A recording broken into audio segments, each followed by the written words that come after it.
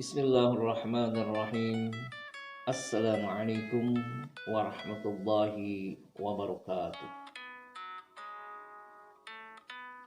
Hamba Allah yang beriman, selamat bergabung kembali dalam serial kisah-kisah inspiratif dan penuh hikmah. Dikisahkan ada seorang raja. Raja ini ingin membangun sebuah masjid yang megah. Lalu dia umumkan kepada rakyatnya, "Wahai rakyatku, saya akan membangun sebuah masjid. Tetapi tidak boleh ada seorang pun yang ikut-ikutan menyumbang, walaupun hanya sebiji emas. Karena aku yang akan membiayai seluruh pembangunan masjid ini.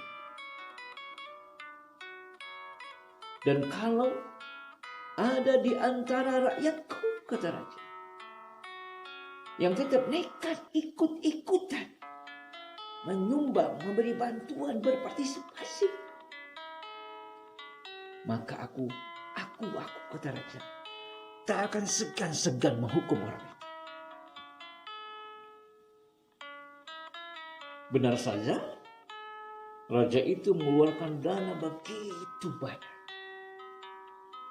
Kalau untuk ukuran sekarang mungkin sudah miliar, mungkin ratusan miliar, untuk membangun, membiayai pembangunan masjid sendiri.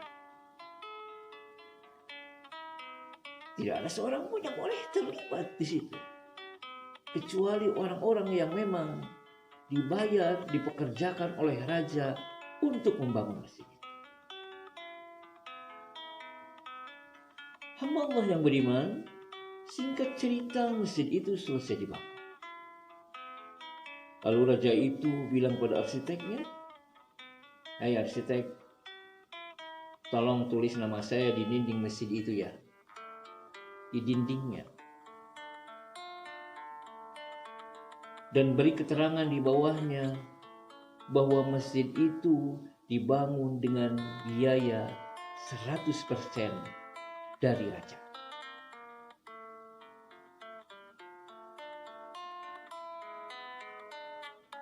Nama itu udah selesai ditulis, di bawahnya sudah diberi keterangan. Legalah raja, senang, bahagia. Tidak senang bagaimana? Masjid yang diimpi-impikan sudah cukup lama. Masjid yang dibangun oleh keringatnya sendiri, oleh biaya sendiri, akhirnya terwujud.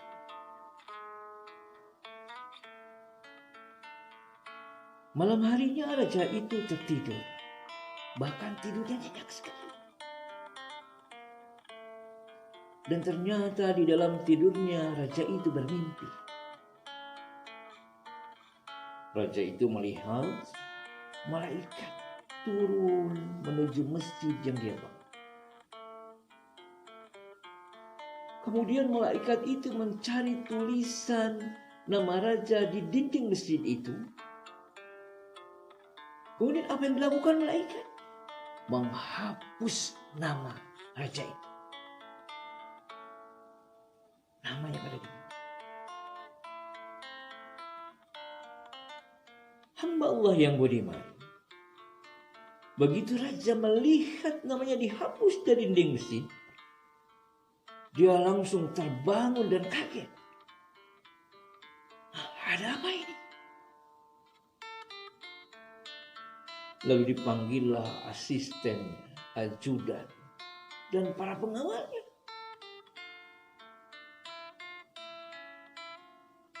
Tolong ya, lihat dan cek ke masjid.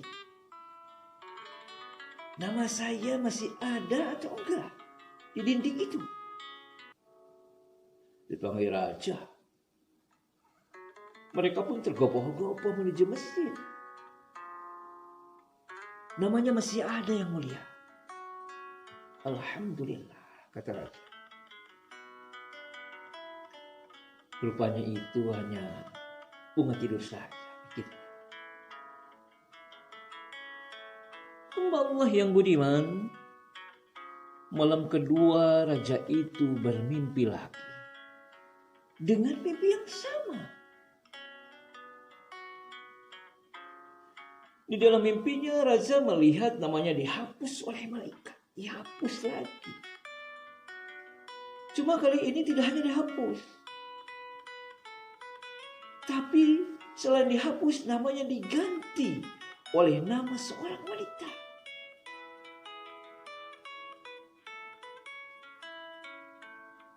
Jadi sudah namanya dihapus, diganti pula dengan nama orang lain.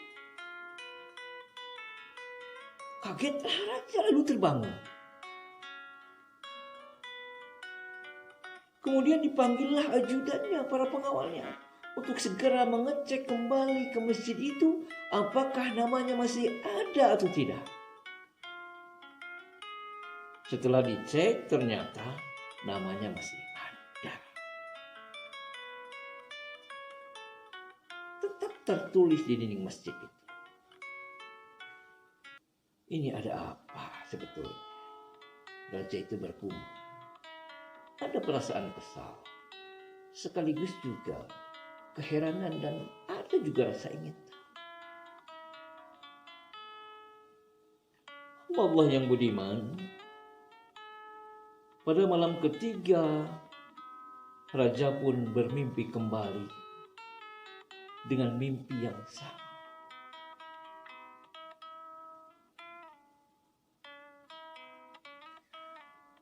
Dan dalam mimpinya itu sama seperti malam pertama dan kedua. Selain dihapus namanya juga diganti. Tetapi karena sudah beberapa kali mimpinya itu, raja ini sudah hafal nama wanita yang menggantikan namanya di dinding masjid. Mungkin karena mimpinya berulang, sehingga raja hafal nama perempuan itu, nama wanita itu. Yang kebetulan namanya Fulana. Karena sudah hafal namanya, besok harinya sang raja memanggil ajudan dan semua penggawa kerajaan. Lalu diperintahkannya untuk mencari seorang wanita yang bernama Fulana itu. Akhirnya para penggawa itu bergerak mencari seorang wanita ke seluruh pelosok negeri.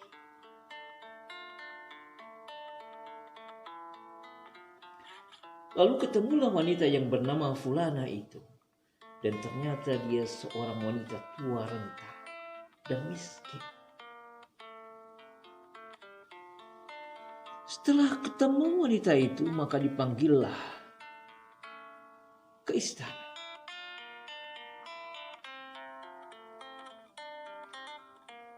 Lalu datanglah wanita tua itu, badannya gemetar. Tersirat di wajahnya rasa takut yang luar biasa. Karena harus bertemu dan menghadap raja.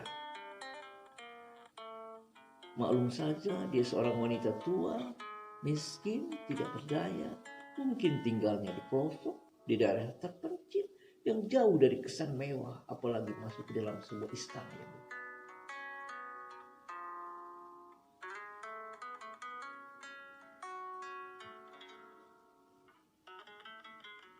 Lalu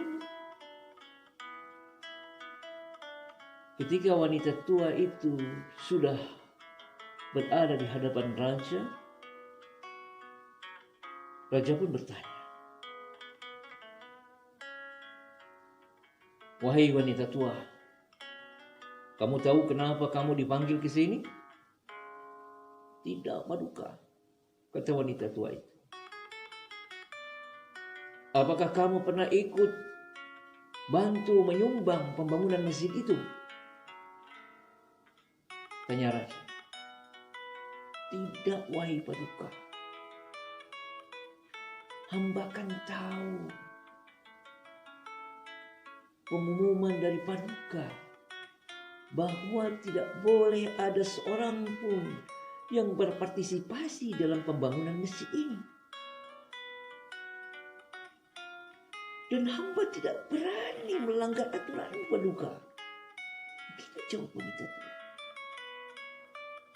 Betul kamu tidak membantu apapun? Selidik sang ratu. Betul paduka. Saya bisa apa? Karena saya tidak memiliki daya apapun. Saya miskin. Saya sudah tua. Dan tidak punya apa-apa paduka. Begitu kata wanita tua, terus meyakinkan sang raja. Coba diingat-ingat lagi. Pikirkan lagi. Barangkali kamu pernah lewat masjid itu dan melakukan sesuatu. Enggak paduka. Benar? Enggak paduka, benar. Kecuali. Nah. Kecuali apa? Coba ceritakan. Wanita itu pun bercerita. Hamba pernah lewat di depan masjid itu paduka. Ketika hamba lewat di depan masjid yang sedang dibangun, hamba melihat seekor kuda yang biasa digunakan untuk membawa dan menggangkut material bangunan. Dan kuda itu diikat di sebuah tiang. Di dekat kuda itu paduka, ada tempat air minum untuk hewan. Dan saya lihat kuda itu kehausan dan ingin minum paduka.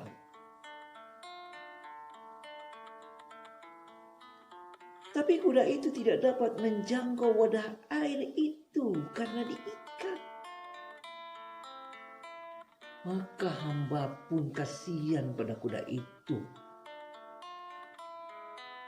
Lalu hamba ambil air itu, kemudian didekatkan pada kuda itu supaya bisa minum. Dan alhamdulillah kuda itu bisa minum dan tidak haus lagi.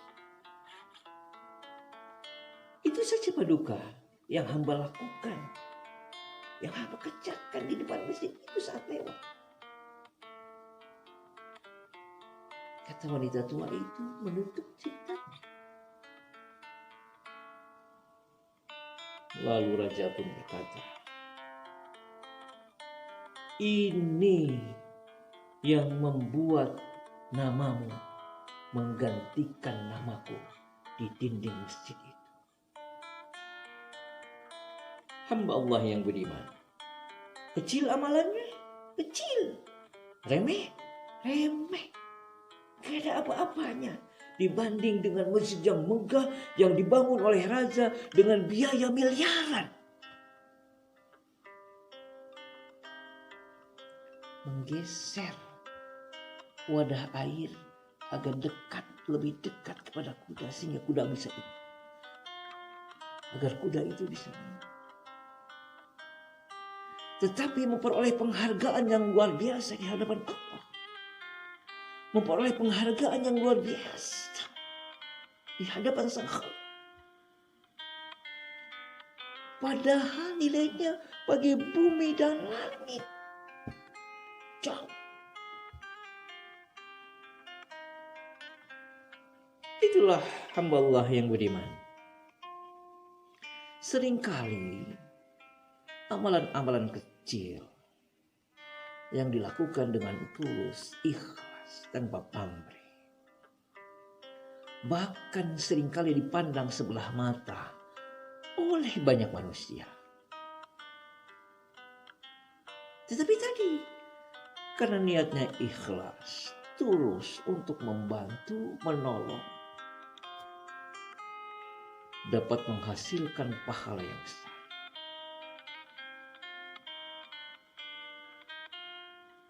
Sebaliknya, amalan yang besar sebesar apapun bahkan, apabila tidak dilakukan dengan niat yang ikhlas, niat yang tulus,